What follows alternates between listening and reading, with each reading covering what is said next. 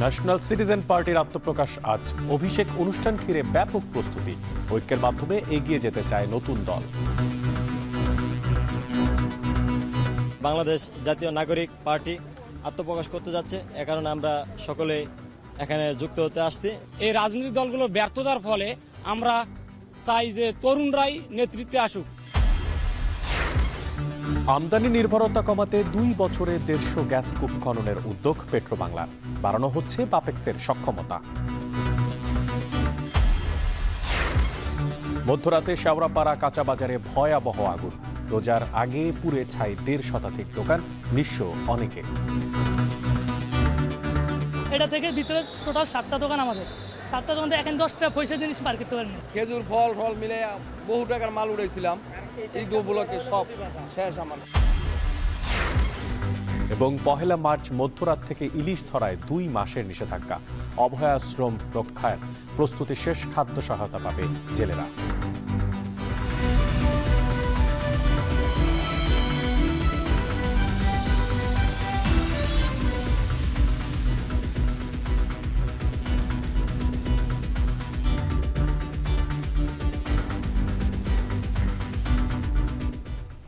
স্বাগত এখন বাণিজ্যে। পুরো আয়োজনে আপনাদের সঙ্গে আছি আমি মশিউর অনিক। নতুন রাজনৈতিক বন্দোবস্তের লক্ষ্যে আত্মপ্রকাশ হচ্ছে ন্যাশনাল সিটিজেন পার্টির। আহ্বায়ক হচ্ছেন নাহিদ ইসলাম ও সদস্য সচিব আক্তার হোসেন। প্রধান সমন্বয়কারী হিসেবে থাকছেন নাসিরউদ্দিন পাটোয়ারি। উত্তরাঞ্চলের মুখ্য সংগঠক হচ্ছেন সার্জিস আলম ও দক্ষিণাঞ্চলের হাসনাত আবদুল্লাহ। এছাড়াও ঘোষণা করা হবে আর কে পাচ্ছেন দলের দায়িত্ব। সারা দেশ থেকে আসবে দলের নেতাকর্মীরা। বেলা 3টার থেকে শুরু হবে আত্মপ্রকাশ অনুষ্ঠান। বিস্তারিত শাহাদাত আবরার প্রতিবেদনে।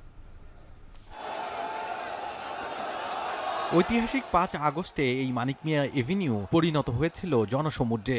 স্বৈরাচার পতন আন্দোলনে ছাত্র জনতার সেই ঐক্য যেন আরও একবার দেখতে চলেছে বাংলাদেশ। জুলাই চেতনা ও নতুন রাজনৈতিক বন্দোবস্ত গড়ে তুলতে এবার এই ঐক্য ছাত্র তরুণদের নতুন রাজনৈতিক দলকে কেন্দ্র করে। নতুন রাজনৈতিক দলের আত্মপ্রকাশ অনুষ্ঠানে দেশের সকল মানুষকে আমন্ত্রণ জানিয়ে ভিডিও বার্তা দিয়েছেন জাতীয় নাগরিক কমিটির সদস্য সচিব। এ সময় তিনি সকল ধর্মবর্ণের মানুষকে পাশে পাবেন বলেও আশা প্রকাশ করেন। শুক্রবার বিকেল 3 ঘটিকায় মানিক মিয়া এভিনিউ সংসদ ভবনের আশেপাশের যে জায়গাটা, সেখানেই আনুষ্ঠানিকভাবে আমরা আমাদের যাত্রা শুরু করতে পারবো।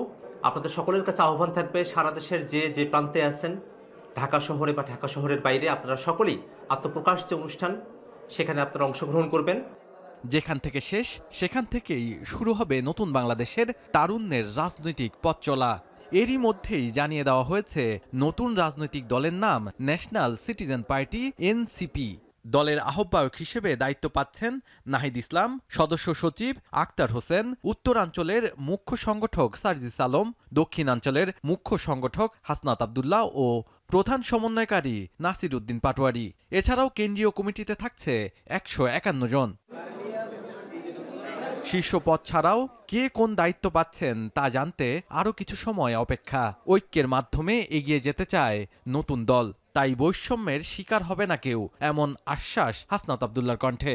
নতুন রাজনৈতিক দলে আমরা নানা শ্রেণী পেশার এবং আমরা দেখছি যে বুদ্ধিবৃত্তিক জায়গা থেকে বিভিন্ন শ্রেণী পেশার মানুষ আমাদের জায়গা এই নতুন রাজনৈতিক দলে যুক্ত হচ্ছে। তো সেই জায়গা থেকে অনেকেই যুক্ত হবে, অনেকেই যুক্ত হয়ে চলে যাবে, সেটি রাজনৈতিক প্রক্রিয়ার অংশ। তো এই বিষয়গুলো আমরা চেষ্টা করছি যে এই বিষয়গুলোকে কিভাবে অন্তর্ভুক্তিমূলক করা যায়। আত্মপ্রকাশ অনুষ্ঠানে আমন্ত্রণ জানানো হয়েছে বিভিন্ন রাজনৈতিক দলের নেতা ও বিভিন্ন দেশের কূটনীতিক সহ বিশিষ্ট জনেদের। তাই নিরাপত্তার কমতি থাকছে না বলেও জানান সংগঠকরা। সারা দেশ থেকে প্রায় 1.5 থেকে 2 লক্ষ মানুষ এখানে কিন্তু উপস্থিত হবে। গণ্যমান্য ব্যক্তিবর্গ, অ্যাম্বাসিডর, বিভিন্ন রাজনৈতিক দলের হাইয়েস্ট লেভেলের নেতাকর্মীরা থাকবেন। পাশাপাশি গত 16 বছরে আওয়ামী আমলে গুম, খুন, নির্যাতনের শিকার যারা হয়েছে সেরকম মানুষ থাকবেন। আমরা চাই যারা এখানে আসবে তারা যেন খুব নির্বিঘ্নে স্বস্তিদায়কভাবে যেন প্রোগ্রামটাতে যুক্ত হতে পারে এবং এখান থেকে আবার সুন্দরভাবে এক্সিট নিয়ে যেন বাসায় ফিরতে পারে। জনগণের সমর্থনে ও নতুন বাংলাদেশের আকাঙ্ক্ষা পূরণে এই নতুন রাজনৈতিক দল প্রয়োজন হয়ে উঠেছে বলেও জানান অনেকে। মানুষের যে পরিমাণ অভূতপূর্ব সাড়া, এবং মানুষ চাচ্ছিল আপনারা কবে রাজনৈতিক দল হয়ে আসবেন, এবং মানুষের সেই চাওয়া থেকেই আমাদের এই রাজনৈতিক দলের ঘোষণা। গেল বছরের 5ই আগস্ট ঠিক এই সংসদ ভেঙে দেয় ছাত্র জনতা গণ অভ্যুত্থানের মুখে। সেই ছাত্র জনতা তাদের রাজনৈতিক দলের নাম আত্মপ্রকাশ করবে আজকের এই দিনে, ঠিক সেই সংসদেরই সামনে। আর সেই অপেক্ষাই আছে বাংলাদেশের জনগণ, এমনটাই বলছেন যারা সাধারণ মানুষ আছেন তারা। শাহাদাত অফরো, এখন, ঢাকা। রাজধানীর মানিক মিয়া এভিনিউয়ে নতুন দলের অভিষেক অনুষ্ঠান ঘিরে প্রস্তুতি চলছে। সেখানে আছেন সহকর্মী শাহাদাত অব্র। সরাসরি চলে যেতে চাই সেখানে। অব্র, মঞ্চ নির্মাণ সহ সব প্রস্তুতি কোন পর্যায়ে আছে সেই বিষয়টা আপনার থেকে জানতে চাই। এছাড়াও নতুন দলের যারা প্রতিনিধিরা তারা কি সেখানে এসেছেন কিনা, কি দেখছেন সরজমিনে?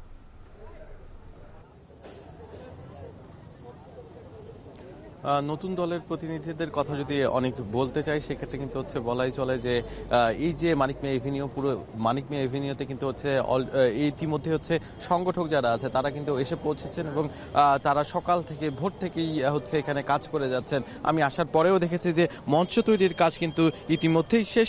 তারা কিন্তু হচ্ছে প্রস্তুতি নিচ্ছেন যে ঠিক 3টা থেকে যেই অনুষ্ঠানটি শুরু হবে, আত্মপ্রকাশ, নতুন দলের আত্মপ্রকাশ, সেই অনুষ্ঠানে কিন্তু লক্ষাধিক মানুষের সমাগম হবে।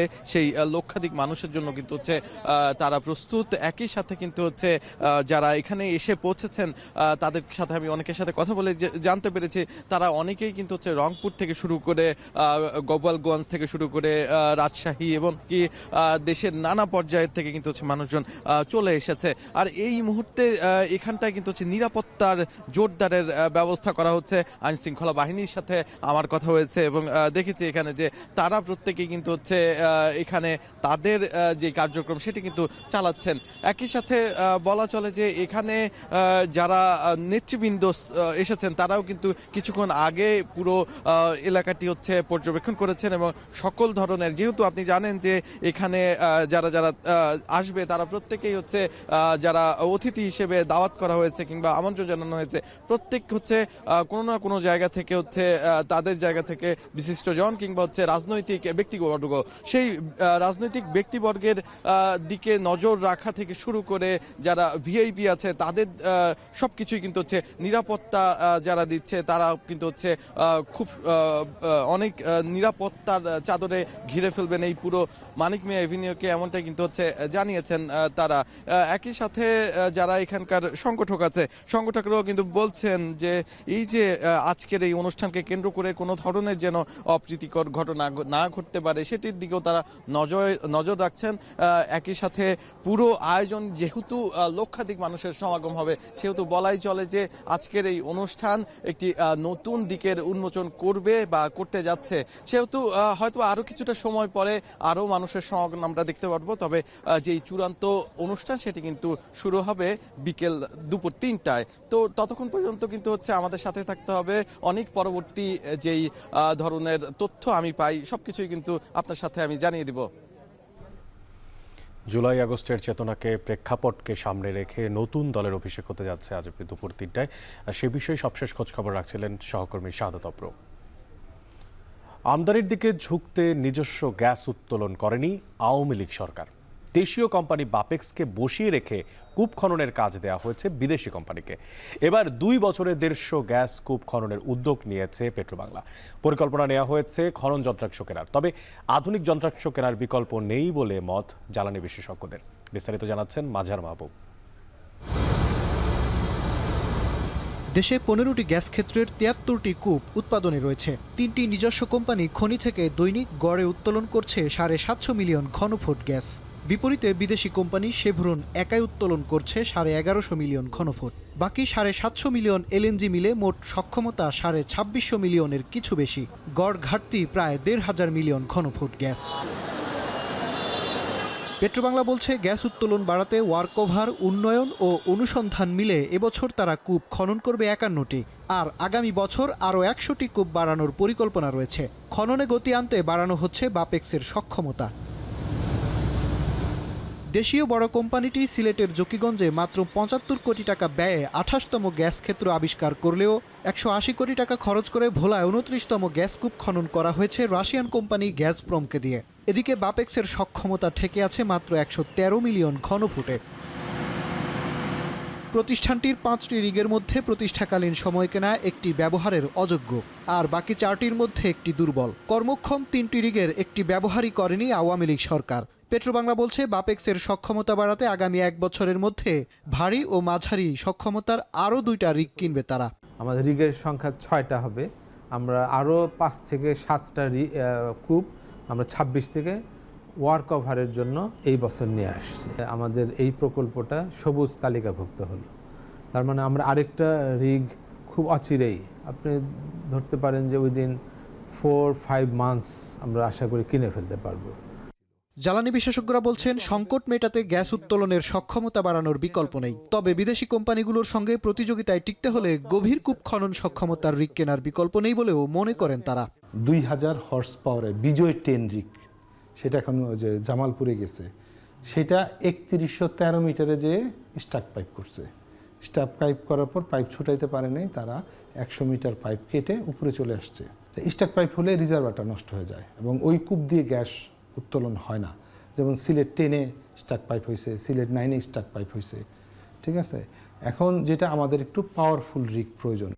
গ্যাসের সংকট মেটাতে 2018 সালে এলএনজি আমদানিতে বড় চুক্তিতে যায় আওয়ামী লীগ সরকার। ফলে 2021 সালে 6 বছরে 46টি কূপ খননের পরিকল্পনা নেওয়া হলেও 5 আগস্টের আগ পর্যন্ত খনন করা হয়েছে মাত্র 9টি। জাতীয় গ্রিডে গ্যাস যুক্ত হয়েছে লক্ষ্যমাত্রার 9%, ঘাটতি মিটেছে মাত্র 1.5%। মাঝার মাহবুব, এখন, ঢাকা।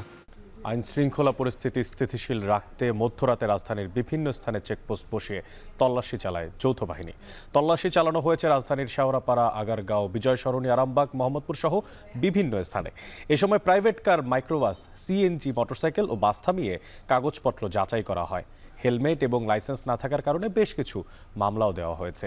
এদিকে অভিযান চালিয়ে মোহাম্মদপুর থেকে 2 জনকে গ্রেফতার করা হয়েছে।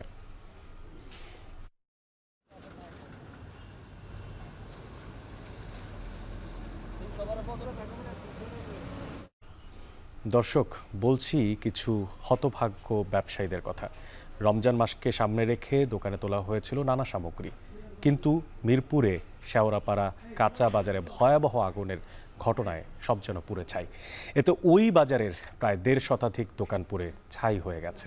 পরে ফায়ার সার্ভিসের সদস্যদের 45 মিনিটের চেষ্টায় আগুন নিয়ন্ত্রণে আসে। তাৎক্ষণিকভাবে আগুনের সূত্রপাত ও ক্ষয়ক্ষতির পরিমাণ জানা যায়নি। বিস্তারিত জানাচ্ছেন আসিফ ইকবাল। 9 লক্ষ টাকার খেজুরি আছিল, প্রায় 3 লাখ টাকার ফল আছে, প্রায় মোটামুটি 12-13 লাখ টাকার মতো শেষ। আলামিন মিয়া রমজান মাস উপলক্ষে দোকানে তুলেছিলেন 2 টন খেজুর। আগুনে এখন সব শেষ। উদ্ধার করতে পারেননি ক্যাশ বক্সে রাখা দলিল আর নগদ টাকাটুকু। এমন অবস্থা রাজধানীর শেওড়াপাড়া বাস স্ট্যান্ড সংলগ্ন কাঁচা বাজারের প্রায় 1.5 শতাধিক ব্যবসায়ীর। এখানে ছিল চিরামুড়ি, ফল, মাছ, মুরগি ও কাঁচামালের দোকান। বৃহস্পতিবার দিবাগত রাতের আগুনে এখন সর্বশান্ত সবাই। এরকমভাবে আগুন জ্বলতেছে প্রথম দোকান থেকে, আমাদের এই দোকান থেকে, এটা থেকে ভিতরে টোটাল 7টা দোকান আমাদের। 7টা দোকান থেকে এখন 10টা পয়সা জিনিস বার করতে পারেনি। রমজান উপলক্ষে এবং আগামীকালকে শুক্রবার শনিবারকে সবার একটা লক্ষ্যমাত্রা ছিল যে ঈদের রোজার আগের দিন, মানে কালকে শুক্রবার ছিল, কালকে বিক্রি হবে বা পরশু শনিবার, এই লক্ষ্য নিয়ে মানুষ সবাই দোকানে মাল উঠাইছে। কিন্তু দেখা গেছে কি এখন একটা বিন্দু, 1 মুঠ চাউল বা একটা কিছু যে বাইর করার মতো কারো কোনো ক্ষমতা ছিল না। এমনভাবে মানে দাও দাও করে আগুন জ্বলছে। আমার 2টা ফলের দোকান, খেজুর ফল মিলে বহু টাকার মাল উড়াইছিলাম, এই উপলক্ষে সব শেষ আমার। রাত 2:30টার দিকে আগুনের সূত্রপাত হয়। অল্প সময়ের মধ্যে আগুন পুরো বাজারে ছড়িয়ে পড়ে। খবর পেয়ে পল্লবী, মোহাম্মদপুর ও মিরপুর 10 ফায়ার সার্ভিসের মোট 8টি ইউনিট প্রায় 45 মিনিট চেষ্টা চালিয়ে আগুন নিয়ন্ত্রণে আনে, কিন্তু ততক্ষণে পুড়ে যায় প্রায় সব দোকান। শেওড়াপাড়া কাঁচা বাজারের মেনলি সবজি এবং মাছের বাজার, এখানে আগুন ধরেছে এবং এই মাছের বাজার এবং এই সবজি বাজার এগুলি বেশি, মুদি বাজার এগুলি বেশি ক্ষয়ক্ষতি হয়েছে। আগুনের সূত্রপাত ও ক্ষয়ক্ষতির পরিমাণ তদন্তের পর জানা যাবে বলে জানিয়েছে ফায়ার সার্ভিস। আসিফ ইকবাল খান, এখন, ঢাকা। রমজানের আগে শেষ সাপ্তাহিক ছুটির দিন আজ। নিত্যপণ্যের দরদাম জানাতে ঢাকা থেকে যুক্ত হচ্ছেন সহকর্মী সিওল আহমেদ, আর রাজশাহীর হরগ্রাম কাঁচাবাজার থেকে যুক্ত আছেন সহকর্মী রাকিবুল হাসান। তবে শুরুতেই চলে যেতে চাই সিওল আপনার কাছে। সিওল, জানতে চাই যে রাজধানীর বাজারে আজ এই যে রমজানকে সামনে রেখে নিত্যপণ্যের যে দরদাম, সেই দরদামের সবশেষ খবরাখবর।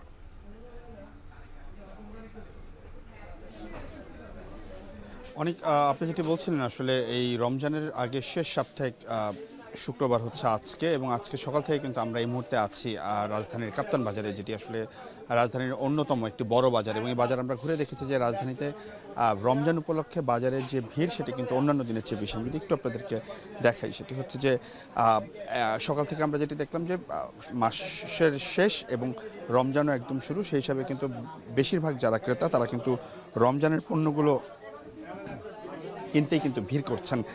একটু দামের কথা যদি বলি, রমজানের যে নিত্য পণ্যগুলো সেগুলোর দাম কিন্তু কিছুটা স্থিতিশীল রয়েছে, এমনটাই কিন্তু বিক্রেতারা বলছেন। অর্থাৎ ছোলা যদি আমরা দেখি, সেটা হচ্ছে 110 টাকা কেজিতে বিক্রি হচ্ছে। তবে বিদেশি যেটা ছোলা, পাকিস্তান এবং আফগানিস্তানের ছোলা যেটি, সেটি 280 টাকায় বিক্রি হচ্ছে, এবং মসুর ডাল 130 টাকা বিক্রি হচ্ছে, এবং খেসারি বিক্রি হচ্ছে 110 টাকা। এই সবগুলো কিন্তু গত 2-3 মাস যাবত প্রায় একই দামের মধ্যে রয়েছে। এছাড়া সবচেয়ে গুরুত্বপূর্ণ যে বিষয়টি এই রমজান মাসে দরকার হয়, সেটি হচ্ছে বেসন। 100 টাকা করে বিক্রি হচ্ছে। তবে ভালো যে ভেষণটি যেটি বিক্রেতারা বলছেন, সেটি আসলে বুটের ডালের তৈরি, সেটি হচ্ছে 130 টাকা কেজিতে বিক্রি হচ্ছে। এবং শুধু বুটের ডাল যেটি, সেটি 120 টাকা কেজিতে বিক্রি হচ্ছে।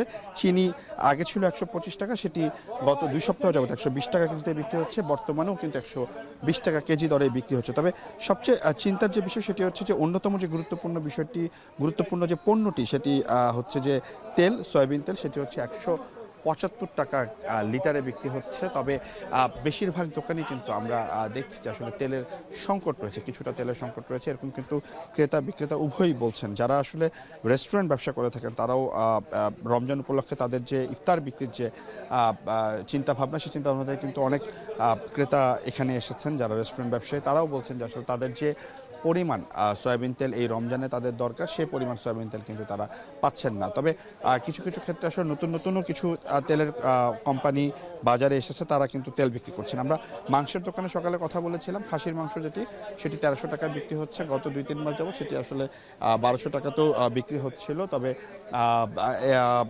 গরুর মাংস অপরিবর্তিত দামে রয়েছে। এবং আরেকটি বিষয় আপনাকে বলে রেখে, যে রমজানের এই যে নিত্য প্রয়োজনীয় যে পণ্যগুলো রয়েছে, ছোলা, বেসন, বুটের ডাল, তেল সহ অন্য যে পণ্যগুলো, যেমন শসা, বেগুন, পেঁয়াজের ক্ষেত্রে কিন্তু আমরা দেখেছি দাম কিছুটা বেড়েছে। প্রত্যেকটি পণ্যতে কেজিতে 10 থেকে 15 টাকা করে বৃদ্ধি পেয়েছে। এছাড়া মুরগির বাজারে আমরা যেটি দেখেছি, সেটি হচ্ছে ব্রয়লার মুরগি, সোনালী মুরগি যেগুলো আছে, সেগুলো 10 থেকে 15 টাকা কেজি প্রতি কিন্তু বেড়েছে। ক্রেতা বিক্রেতারা বলছেন যে দাম যে স্থিতিশীলতা রয়েছে, সেটি যদি আরেকটু কমিয়ে আনা যায়, তাহলে হয়তোবা তাদের রমজান মাসে তারা আরেকটু সহনশীল হবে বলে ক্রেতারা বলছেন। এই ছিল আমার কাছে সর্বশেষ তথ্য। অনেক এবার চলে যেতে চাই রাজশাহীতে, সেখানে হরগ্রাম বাজারতে যুক্ত আছেন সহকর্মী রাকিবুল হাসান। রাকিব, আপনার থেকে জানতে চাই, আসলে এই যে জেনেছি আমরা ধনেপাতা, বেগুন সহ অন্যান্য যে শাকসবজি, সেগুলোর দরদাম বেশ কিছুটা বেশি। তো জানাবেন যে বাজার পরিস্থিতি কি দেখতে পাচ্ছেন রমজানকে সামনে রেখে, এবং ক্রেতা বিক্রেতাদের মতামতই বা কি পেয়েছেন?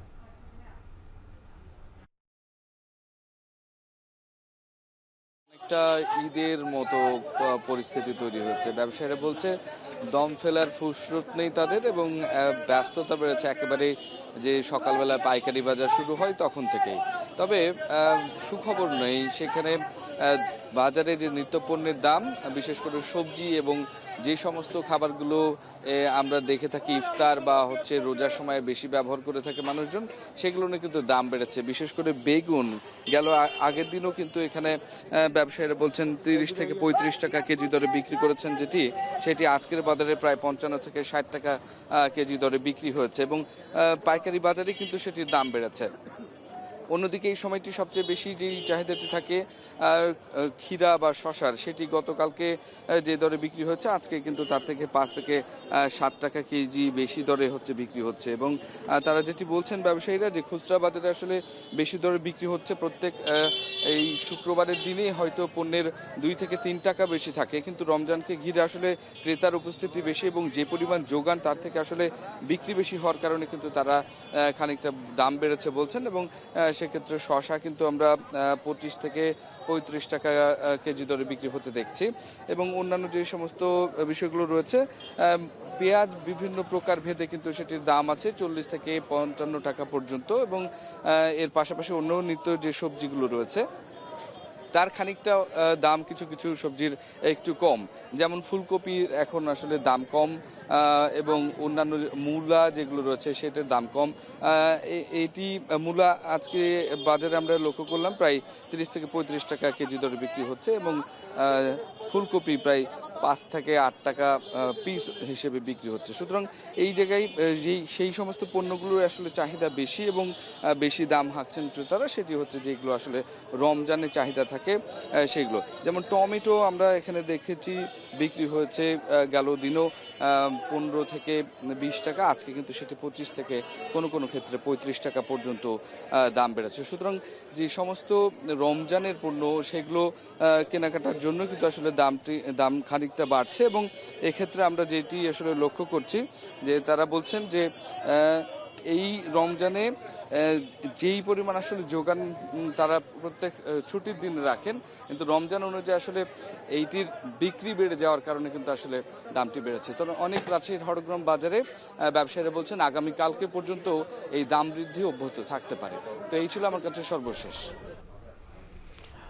সামনে আসছে রমজান এবং সেই রমজানকে সামনে রেখেই দাম বাড়ছে হরেক ধরনের শাকসবজি এবং নিত্যপণীয় যেসব দরদাম, সে বিষয়ে খোঁজখবর রাখছিলেন রাজধানী ও রাজশাহী থেকে সহকর্মীরা। মার্কিন প্রেসিডেন্টের সঙ্গে বৈঠকে ইউক্রেনের নিরাপত্তা চাইলেন যুক্তরাজ্যের প্রধানমন্ত্রী। পুতিনে আস্থা রেখে ট্রাম্প বলেছেন খনিজ চুক্তি হলেই নিরাপত্তা পাবে দেশটি।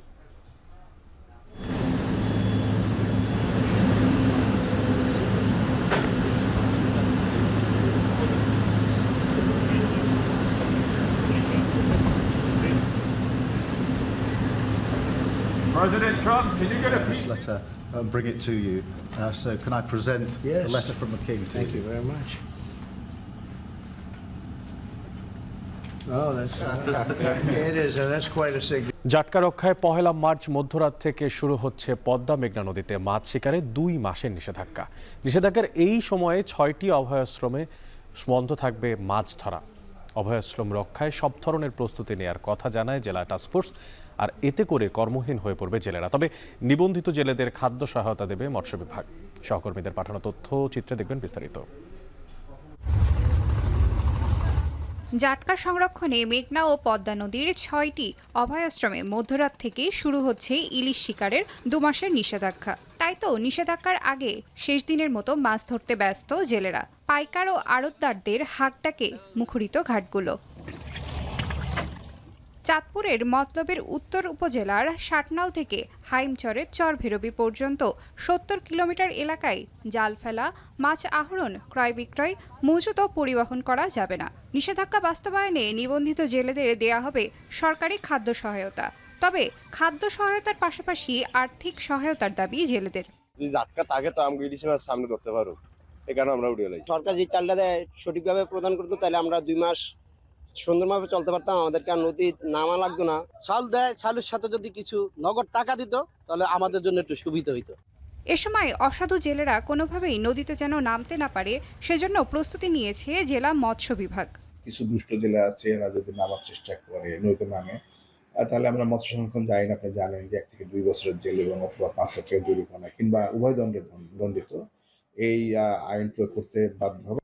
একই সময়ে ভোলার মেঘনায় 90 কিলোমিটার ও তেতুলিয়া নদীর 100 কিলোমিটারেও বন্ধ থাকবে মাছ ধরা। কর্মহীন দিন কাটবে লাখ লাখ মৎস্যজীবীদের। বিকল্প কর্মসংস্থান ও পর্যাপ্ত সাহায্য ছাড়াই দীর্ঘ সময়ের এমন অভিযান ঘিরে জেলেপল্লীতে বিরাজ করছে হতাশা। সরকার চাল দেয়, জেলের কার্ড দেয়, আমাদের নারী গড়ে কিচ্ছু দেয় না। উঁচুর মানুষেরা পায়, নিচের মানুষেরা পায়, আমরা পাই না, মহিলারা পায় না। রমজানটা লই অভিযানটা দিতেছে, নদীতে তো মাছ নাই, আর তত দিব না। মৎস্য বিভাগ বলছে নিবন্ধিত জেলেদের বিপরীতে অতিরিক্ত প্রণোদনার চাল রয়েছে। দুস্থ বিবেচনায় অতিরিক্ত জেলেদের খাদ্য সহায়তা দেয়া হবে। প্রথম ধাপে 2 মাসের 24-80 কেজি করে 7168 মেট্রিক টন বৃদ্ধির চাল আমরা বরাদ্দ পেয়েছি এবং এটা ইতিমধ্যে উপজেলা পর্যায়ে পাঠানো হয়েছে। এদিকে নারী জেলেদের সরকারি সহায়তায় আনার কথা জানান মৎস্য উপদেষ্টা। পাশাপাশি প্রণোদনা বাড়ানোর আশ্বাস দেন তিনি।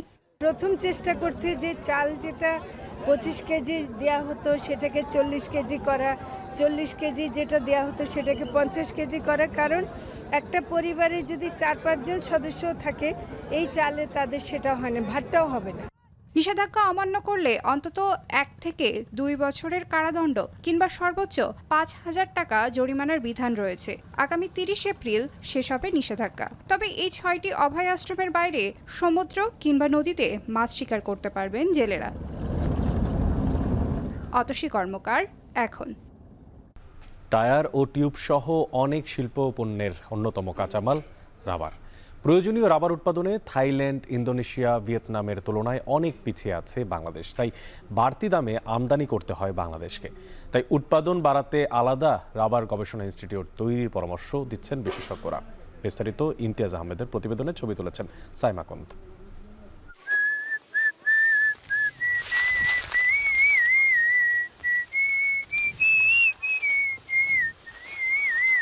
সন্তোষপুর রাবার বনের মাটির রাস্তায় ঘোড়াগাড়ি নিয়ে দুই গাড়িয়াল বন্ধু জলিল আর আলালের ছুটে চলা প্রায় 2 যুগেরও বেশি সময়।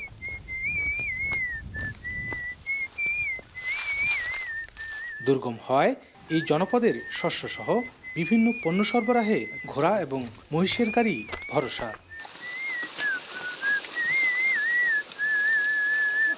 আগে কাঠের চাকায় ঘোড়া গাড়িগুলো চললেও এখন চলে গাড়ির ফেলে দেয়া পুরনো টায়ারে। বছরে অন্তত 2 বার বদলাতে হয় চাকার জোড়া। তবে আগের থেকে প্রতি চাকায় দাম বেড়েছে 4 থেকে 500 টাকা। বাড়তি দামে বেকায়দায় এখানকার বেশিরভাগ গাড়িয়াল।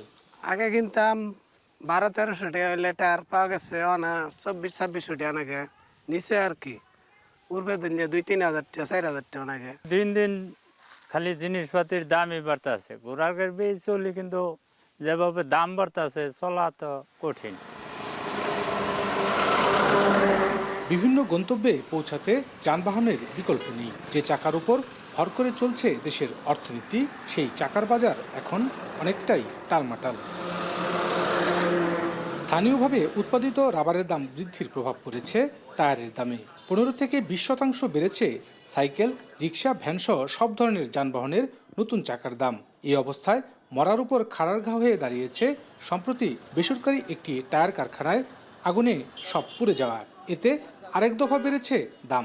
কাঁচামাল সংকট, রাবারের সংকট, এইগুলোই আসলে মূলত এর প্রধান কারণ। সাপ্লাই পর্যাপ্ত না, কমই দেয়। যা চাহিদা আমার ওই পরিমাণে পাওয়া যেতেছে না। এই অবস্থায় চাহিদা বেড়েছে পুরনো চাকার। ময়মনসিংহের রেলির মোড় এলাকায় মাসে প্রায় বিক্রি হয় কোটি টাকার পুরনো টায়ার। এতে প্রতি পিসে দাম বেড়েছে 10 থেকে 15%। জোড়া আগে 52,000 টাকা দিয়ে পাওয়া গেছে, এখন 52,000 টাকা ওই জোড়া পাওয়া যায় না, এখন আরো দাম বাড়তে গেছে। বিভিন্ন ডিস্ট্রিক্টের থেকে আমাদের এখান থেকে এই মালগুলা তারা নিয়ে যায়, কালেক্ট করে নিয়ে যায়। এতে সম্ভবত ওদের খুব উপকৃত হয়। বাংলাদেশ বনশিল্প উন্নয়ন কর্পোরেশনের 18টি রাবার বাগান রয়েছে, যার মধ্যে 1076 একর জায়গা জুড়ে সন্তোষপুর রাবার বাগান। বিগত সময় বিভিন্ন অনিয়ম, দুর্নীতি, রাবার পাচার সহ অদক্ষ টেপার দ্বারা গাছ টেপিং করায় উৎপাদন ক্ষমতা হারিয়েছে এই বাগানের অর্ধেক গাছ। আমাদের যে বিএফআইডিসি 18টা রাবার বাগান আছে, সকল রাবার বাগান যেগুলো জীবনচক্র হারানো গেছে গাছ, এগুলো কেটে নতুনভাবে আমরা উন্নত জাতের চারা দিয়ে আমরা বাগান করার চেষ্টা করতেছি। আমাদের বাংলাদেশে যে রাবারগুলো উৎপাদন করলে আমরা বাহির থেকে আর আমদানি করতে হবে না, এবং বর্তমান আমাদের বাংলাদেশের রাবার দিয়ে বাংলাদেশের চাহিদা মেটাতে পারব। বিশ্ব খাদ্য কৃষি সংস্থার প্রতিবেদন বলছে বিশ্বের সবচেয়ে বেশি রাবার উৎপাদনে এগিয়ে রয়েছে থাইল্যান্ড। সবচেয়ে বেশি রাবার চাষ হয় ইন্দোনেশিয়ায়। এমন জায়গায় বাংলাদেশের অবস্থান একেবারেই তলানিতে। তবে অপার সম্ভাবনাময় এই শিল্পটি বিকশিত করতে উন্নত প্রযুক্তি সহ আলাদা রাবার ইনস্টিটিউট গড়ে তোলার প্রয়োজন বলে মনে করছেন বিশেষজ্ঞরা। যে সমস্ত দেশগুলো ভালো পরিমাণে বা বেশি বেশি রাবার শিল্পটা বিকশিত যে সমস্ত দেশে হয়েছে, আমাদের রিসোর্স পার্সোনাল যারা আছে তাদেরকে ওই সমস্ত জায়গায় ট্রেনিংয়ের ব্যবস্থা করতে পারি, এবং তারা এসে তাদের লব্ধ জ্ঞান যেটা সেটা যদি আমাদের এখানে ইমপ্লিমেন্ট করে, অবভিয়াসলি আমরা কিন্তু ভালো করতে পারব। সন্তোষপুর রাবার বাগানের ধুমঘরে এভাবেই থরে থরে সাজিয়ে রাখা হয়েছে রাবারের শিটগুলো, যা এখন বিক্রির জন্য পরিপূর্ণভাবে প্রস্তুত। প্রতিনিয়তই সম্প্রসারিত হচ্ছে দেশের রাবার শিল্প। টায়ার টিউব থেকে শুরু করে রাবারের বিভিন্ন পণ্য উৎপাদন করতে এখনও বিদেশ থেকে রাবার আমদানি করতে হয়। সংশ্লিষ্টরা বলছেন, বাংলাদেশের যতগুলো রাবার বাগান রয়েছে সবগুলো রাবার বাগানের উৎপাদন ক্ষমতা বৃদ্ধি করা গেলে একদিকে যেমন বিদেশ থেকে রাবারের আমদানি নির্ভরতা কমবে, অন্যদিকে বাংলাদেশের রাবার বিদেশে রপ্তানি করেও মিলবে বৈদেশিক মুদ্রা। ইমতিয়াজ আহমেদ, এখন, ময়মনসিংহ। কচুরিপানা ও হোগলা পাতা যা দেশের উপকূলে বেড়ে ওঠা অবহেলায়, তবে এইসব দিয়ে বর্তমানে তৈরি হচ্ছে নানা শৌখিন পণ্য, যা রপ্তানি হচ্ছে আবার বিদেশে। সঠিক পৃষ্ঠপোষকতা ও সরকারি সহযোগিতা পেলে শিল্পটিকে ঘিরে রয়েছে নানা সম্ভাবনা, বলছেন উদ্যোক্তারা। জিয়াদ মাহমুদ জানাবেন বাকিটা। 1800 শতকের শেষ ভাগে ব্রাজিল থেকে এদেশে নিয়ে আসা হয়েছিল কচুরিপানা। নদীনালা ও খালবিলে প্রায় এসব কচুরিপানার পাশাপাশি দেখা মেলে হোগল পাতার। অতীতে এসব কচুরিপানা ও হোগল পাতা আগাছা হিসেবে গণ্য করা হলেও এখন এসব দিয়ে তৈরি হচ্ছে মূল্যবান শৌখিন পণ্য, যা দেশের গণ্ডি পেরিয়ে রপ্তানি করা হচ্ছে ইউরোপের বিভিন্ন দেশে।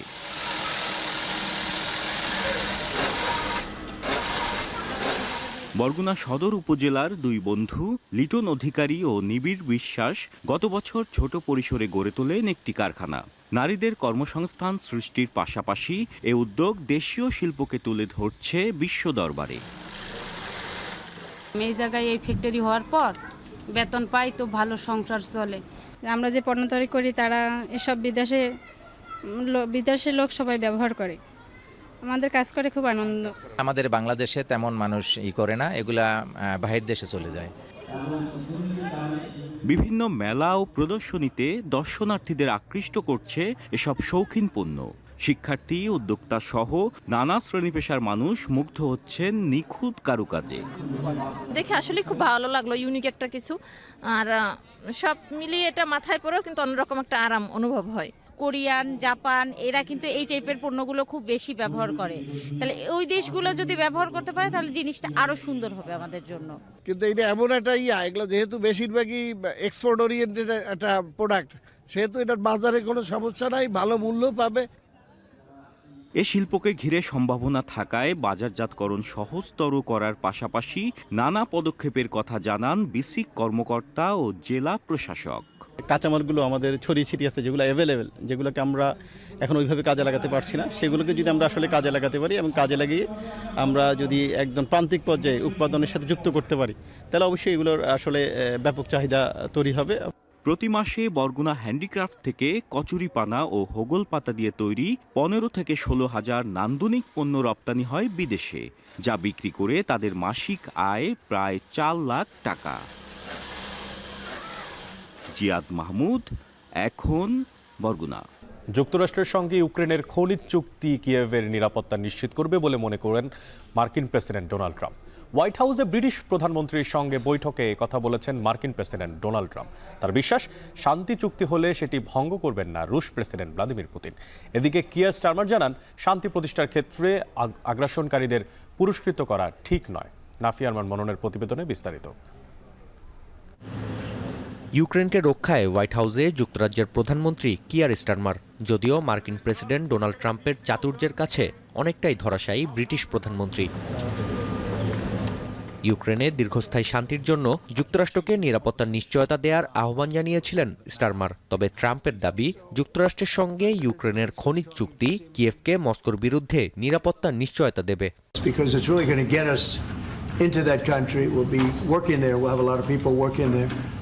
And so in that sense, it's very good. It's a backstop, you could say. I don't think anybody's going to play around if we're there with a lot of workers and having to do with rare earths and other things which we need for our country. তবুও কিয়েভের নিরাপত্তা নিশ্চিতে আপ্রাণ চেষ্টা চালিয়েছেন Starmer. বলেন, Ukraine ও রাশিয়ার মধ্যে শান্তি প্রতিষ্ঠার ক্ষেত্রে আগ্রাসনকারীকে পুরস্কৃত করা ঠিক হবে না। কিয়েভকে সহায়তায় যুক্তরাজ্য কাজ করে যাবে বলেও জানান তিনি। ট্রাম্পের বিশ্বাস, শান্তি চুক্তি হলে সেটি ভঙ্গ করবেন না রুশ president. I don't believe he's going to violate his word. I don't think he'll be back when we make a deal. I think the deal's going to hold. Now they're going to have security. You're going to have security. You're going to have soldiers. We've already indicated that we'll play our full part in making sure that any deal, if there is one, and I hope there is, and I think this is a historic moment to make sure it's a lasting deal, and we're about to have a discussion about how we can make that work. এদিকে দ্বিপক্ষীয় বাণিজ্য চুক্তির বিষয়ে আলোচনার কথা জানিয়েছেন দুদেশের সরকার প্রধান। ট্রাম্পের দাবি, দুই দেশের মধ্যে বাণিজ্য চুক্তি হলে ব্রিটিশ পণ্যে আলাদাভাবে আমদানি শুল্ক আরোপের প্রয়োজন পড়বে না। যুক্তরাষ্ট্রের সঙ্গে খনিজ চুক্তি সই করতে স্থানীয় সময় শুক্রবার হোয়াইট হাউসে যাচ্ছেন ইউক্রেনীয় president Volodymyr Zelensky. Nafia Arman মনন, এখন বিশ্ব। আফগানিস্তানের রাজধানী কাবুলকে সিসি ক্যামেরায় ঢেকে ফেলেছে তালেবান। প্রশ্ন হচ্ছে, এর পেছনে তালেবানের উদ্দেশ্য কি? অপরাধ দমন নাকি তালেবান বিরোধীদের নাটকীয় কায়দায় চিহ্নিত করা? এর উত্তর খুঁজেছে ব্রিটিশ সংবাদ মাধ্যম বিবিসি। জাহানারা ভুইয়ার প্রতিবেদনে দেখবেন বিস্তারিত। দীর্ঘ ২০ বছর পর ২০২১ সালে মার্কিন সেনা প্রত্যাহারের মধ্য দিয়ে আফগানিস্তানের শাসনভার এখন তালেবানের হাতে। নানা আলোচনা সমালোচনা নিয়েই গত প্রায় ৪ বছর ধরে মুসলিম এই দেশটিতে ক্ষমতার চর্চা করছেন তারা। এবার নতুন করে আবারও খবরের শিরোনামে উঠে এসেছে তালেবান। আফগানিস্তানের রাজধানী কাবুল শহরকে নিরাপত্তার চাদরে ঢেকে ফেলতে চায় তারা।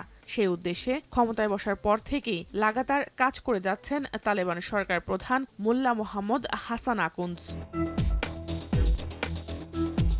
এ নিয়ে এক প্রতিবেদন প্রকাশ করেছে বিবিসি। খবরে বলা হয়, কাবুলের প্রায় ৫০ লাখ বাসিন্দার উপর কঠিন নজরদারি করছে তালেবান সরকার। সেই উদ্দেশ্যে রাজধানী জুড়ে বসানো হয়েছে প্রায় ৯০,০০০ সিসি ক্যামেরা। তালেবান ক্ষমতায় আসার আগে যার সংখ্যা ছিল ৮৫০টি।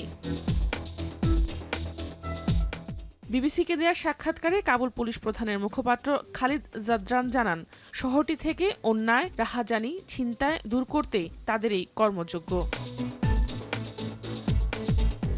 এক্ষেত্রে আধুনিক সিসি ক্যামেরা ব্যবহার করছে কাবুল পুলিশ, যেখানে জেন্ডার ও বয়স অনুযায়ী ক্যাটাগরি ভেসে ওঠে সিসিটিভির মনিটরে। ১ কিলোমিটার দূরের ব্যক্তিকেও জুম করে দেখা যায়, বোঝা যায় ব্যক্তির অঙ্গভঙ্গিও। এমনকি মুখে দাড়ি কিংবা মাস্ক পরা থাকলেও কোনো ব্যক্তিকে চিহ্নিত করা খুব কঠিন ব্যাপার নয়। আর কন্ট্রোল রুম থেকে প্রত্যেকটি ফুটেজ পুঙ্খানুপুঙ্খভাবে পর্যবেক্ষণ করে পুলিশ।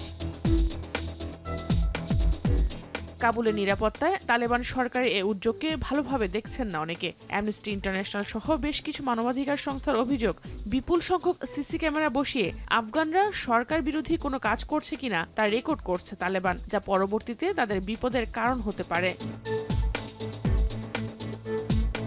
অনেকের মতে, নারীদের হিজাব পরা নিশ্চিত করতেই তালেবান সরকার এই উদ্যোগ নিয়েছে, কেননা এর আগে বহুবার নারীদের অধিকার লঙ্ঘনের নজির তৈরি করেছে তারা। আর এ নিয়ে বেশ উদ্বিগ্ন আফগান নারীরাও। অবশ্যই এই অভিযোগ অস্বীকার করে কাবুল পুলিশ জানায়, ৯০,০০০ সিসিটিভির প্রত্যেকটি শুধুমাত্র নিরাপত্তা ব্যবস্থার উন্নতিতেই ব্যবহার করা হয়, আর এতে রেকর্ড করা তথ্য ৩ মাসের মধ্যেই ডিলিট হয়ে যায়। এত আধুনিক সিসি ক্যামেরা তালেবান কোন দেশ থেকে নিয়েছে তা নিয়ে প্রশ্ন উঠেছে। এর আগে হুয়েই থেকে এসব সিসি ক্যামেরা নিয়েছে বলে দাবি করলেও তাদের এই দাবিকে অস্বীকার করেছে চীনা প্রযুক্তি প্রতিষ্ঠানটি। তাই এ বিষয়ে স্পষ্ট কোনো উত্তর দিতে পারেনি কাবুল পুলিশ। জাহানারা ভুইয়া, এখন বিশ্ব। এবার খেলার প্রসঙ্গ। টেনিস ক্রিকেট খেলে আয় ২০ লাখ টাকা, অথচ প্রফেশনাল ক্রিকেটে তার অর্ধেক। তবুও অন্যান্য টেনিস ক্রিকেটারদের জন্য দৃষ্টান্ত স্থাপন করতে চান ট্যাপ টেনিস ক্রিকেটার শাহরিয়ার কমল। লক্ষ্য সেট ট্যাপ টেনিসের মতো প্রফেশনাল ক্রিকেটেও দাপট দেখানো। বিস্তারিত আরিফুল ইসলাম সাহেবের প্রতিবেদনে। শেষে দেখা যায় যে অ্যারাউন্ড আপনার ২০ লাখের কাছাকাছি একটা অ্যামাউন্ট থাকে। টেপ টেনিস ক্রিকেটে এক সিজনেই আয় ২০ লক্ষ টাকা শুনে চক্ষু চড়ক গাছ হতে পারে, তবে ঘটনা সত্যি। গল্পটা ক্রিকেটার শাহরিয়ার কমলের। এখন পর্যন্ত তো আমি টেনিস বলে ক্রিকেটে আর্থিক দিক থেকে লাভবান। এখন এই প্রথম বছর ঢাকা প্রিমিয়ার ডিভিশন আমি আবাহনীর মতো টিমে খেলার সৌভাগ্য অর্জন করেছি। বাট আমার কাছে তো টেপ টেনিসে এখন পর্যন্ত আমি মনে করি যে আমার টেপ টেনিসে আয়টা বেশি, অনেক টাকা আয় হচ্ছে। বিভিন্ন ম্যাচে বিভিন্ন রেট থাকে। কিছু ম্যাচ আছে যে আমাকে ৪০,০০০ টাকা পেমেন্ট করে একটা খেলায়, এমনও ম্যাচ আছে। আবার কিছু ম্যাচ আছে আমি ২০,০০০ টাকাও খেলি। সিজনটা আপনার সর্বোচ্চ ২ থেকে ২.৫ মাস থাকে। এখন টেপ টেনিসের ভিউ বাড়াতে, আপনার ফোকাস বাড়াতে খেলাও বাড়তেছে, সারা বছরই খেলা থাকতেছে। অবশ্য টেপ টেনিস থেকে ক্রিকেট বল, দুই ঘরানোর ক্রিকেটেই দাপিয়ে বেড়াচ্ছেন শাহরিয়ার কমল। টেপ টেনিস ক্রিকেট অঙ্গনে খ্যাতির শীর্ষে থাকলেও প্রফেশনাল ক্রিকেটে অনেকটা আনকোড়া তিনি। তবে লক্ষ্যে অবিচল থেকে আর পারফর্ম করেই এবার ডিপিএলে জায়গা করে নিয়েছেন শীর্ষ ক্লাব আবাহনীতে। আমি চেষ্টা করেছি উপরের আমার যে ব্যাটিং পজিশনটা সেখানে কিছু ইয়াংদের সংমিশ্রণ কীভাবে করা যায়, সঙ্গে কোমল যেহেতু কিপিং করে সেটা আমাকে এক্সট্রা বেনিফিট দিয়েছে। কারণ গত 2 বছর কিন্তু সিটি ক্লাবে ভালো ক্রিকেট খেলেছে কমল, হয়তো অনেকের নজরে আসেনি। স্বাভাবিকভাবে আমি সিলেক্টার থাকার কারণে হয়তো কিছু কিছু জায়গায় সেই জিনিসগুলো আমার নজরে এসেছে। নিশ্চিতভাবেই কমল হয়তো এত বড় দলে আগে খেলেনি, বাট পারফর্মার হিসেবে কিন্তু ছোট দলেও পারফর্ম করেছে। টেনিস থেকে ক্রিকেট বলে আসার প্রক্রিয়াটা মসৃণ ছিল না কমলের। কেন, সেই কারণটাও জানিয়েছেন। পাশাপাশি চ্যালেঞ্জ থাকলেও আগামীর লক্ষ্যে অবিচল কমল। প্রিমিয়ার লিগে প্রথম 2 বছরে আমাকে 3টা গেম খেলানো হয়েছে, তারপর আমাকে একটা টিম পিক করছে অল্প টাকায়, আমাকে গেম দিছে 5টা, আমি ভালো খেলছি, এইভাবেই চলে আসে। আমার জার্নিটা কিন্তু এত ইজি ছিল না, অনেক টাফ ছিল। আমি সুযোগ কম পাইছি, বাট আমি যতটুকু সুযোগ পাইছি এটা কাজে লাগানোর চেষ্টা করছি। কিন্তু প্রত্যেকটা প্লেয়ারের এই লাখটা ফেভার করবে না, হয়তো সুযোগ দিতে হবে, নিচের লেভেল থেকে প্লেয়ার উঠে আনতে হলে আনকমন ট্যালেন্টগুলো চিনে ওগুলো নিয়ে আলাদা কাজ করতে হবে, এই বিষয়টা দৃষ্টি রাখা উচিত। পারিশ্রমিকের তুলনা করলে টেনিসের তুলনায় সিজনে কমলের আয় অর্ধেক, তবুও সেটা আবাহনীর মতো সর্বোচ্চ ক্লাবে আসার পরও কমল অবশ্য এই আর্থিক ক্ষতিটা বিনিয়োগ করছেন বড় স্বপ্ন থেকেই। কারণ টেনিস থেকে প্রফেশনাল ক্রিকেটে ক্যারিয়ার গড়ার দৃষ্টান্ত স্থাপন করতে চান শাহরিয়ার কমল। আরিফুল ইসলাম সাহাব, এখন, ঢাকা। চ্যাম্পিয়ন্স ট্রফিতে আজ অস্ট্রেলিয়ার মুখোমুখি হবে আফগানিস্তান। দু দলের ম্যাচটি শুরু হবে দুপুর 3টায়। এই মুহূর্তে 3 পয়েন্ট নিয়ে বি গ্রুপের 2 নম্বরে অবস্থান করছে অজিরা। আফগানদের হারাতে পারলেই সেমিফাইনালে উঠে যাবে স্টিভ স্মিথরা। তবে হারলে তাকিয়ে থাকতে হবে ইংল্যান্ড দক্ষিণ আফ্রিকা ম্যাচের দিকে। আর হাসমতুল্লাহ সায়েদিদের শেষ 4 নিশ্চিত করতে হলে জয়ের কোনোই বিকল্প নেই। ইতোমধ্যে শক্তিশালী দল ইংল্যান্ডকে হারিয়ে 2 পয়েন্ট নিয়ে টেবিলের 3-এ আছে যুদ্ধবিধ্বস্ত দেশটি। বি গ্রুপে অস্ট্রেলিয়া, আফগানিস্তান ছাড়াও দক্ষিণ আফ্রিকার সেমিফাইনালে ওঠার সুযোগ রয়েছে এখনও। দর্শক, এখন বাণিজ্য শেষ করার আগে শিরোনামগুলো জানিয়ে দিচ্ছি আরও একবার। জাতীয় নাগরিক পার্টির আত্মপ্রকাশ আজ, অভিষেক অনুষ্ঠান ঘিরে ব্যাপক প্রস্তুতি।